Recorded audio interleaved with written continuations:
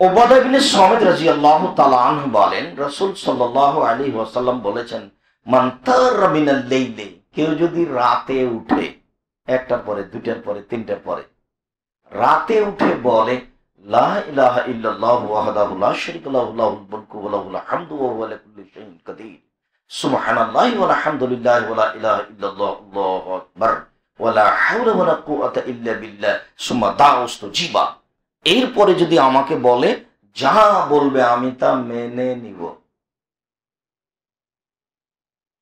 শেষ রাতে উঠে বলবে, লা ইলাহা ইল্লাল্লাহু ওয়াহদাহু লা শারীকা লাহু লাহুল মুলকু ওয়া লাহুল হামদু ওয়া হুয়া আলা কুল্লি শাইইন কাদির, আল্লাহ ছাড়া কোনো মাবুদ নেই, তার কোনো শরীক নেই, তিনি একক, রাজত্ব তার, প্রশংসা তার।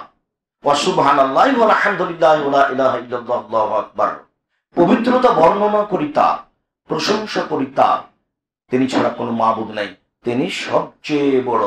ওয়ালা হাওলা ওয়ালা কুওয়াতা ইল্লা বিল্লাহ, বাহ্যিকভাবে আন্তরিকভাবে নড়াচড়া করার কোনো শক্তি নেই তার শক্তি ছাড়া। এই পর্যন্ত বলার পরে যাহাই বলিবে আমি তাহাই শুনিব। হাদিস বুখারী মুসলিম। বলে কে? কত রাত 2টার দিকে টিভি বন্ধ করেছে, তার কত প্রয়োজন। এইসব কথা বলতে হলে রাত 9টা থেকে 10টার মধ্যে ঘুমাতে হবে, জরুরি আদেশ। তাহলে আপনি রাত 3টায় উঠতে পারবেন, 10টার মধ্যে ঘুমাতে হবে, আপনি বাধ্য।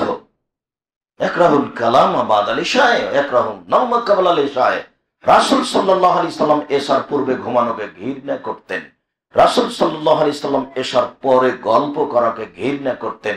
বুখারী মুসলিম। আপনি কিছু বলতে চান তাহলে আপনাকে 10টার মধ্যে ঘুমিয়ে যেতে হবে। এমনিতে রাত 2টা 3টায় ঘুম ভেঙে যাবে 4-5 ঘন্টা পরে, তখন আপনি উঠেন, সুন্দর করে ওযু করেন, সুন্দর করে ওযু করে বেশি না পড়লে 2 রাকাত সালাত আদায় করেন, তারপর তাকে কিছু বলেন। উনি তো প্রতীক্ষমান আছেন শোনার জন্য। বলে কে?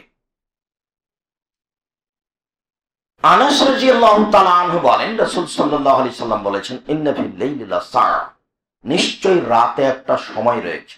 এটা অবশ্যই শেষ রাতে। নিশ্চয় রাতে একটা সময় রয়েছে। লা ইউফিকু আব্দুল মুসলিম ইয়াসআলুল্লাহ খায়রান মিন আমরিদ দুনিয়া ওয়াল আখিরা ইল্লা আতাহু ইয়াহু, রাতের ওই অংশে মানুষ যদি উঠে আর যদি ওই সময়ে কিছু চায়, ইহকালের কিছু, পরকালের কিছু, ইহকালের কিছু, পরকালের কিছু, ইহকালের কিছু, পরকালের কিছু, ওই সময়ে চাইলে আল্লাহ দিবেনি, দিবে। আল্লাহ রাসূল খুব জোর দিয়ে বলছেন, দিবেনি।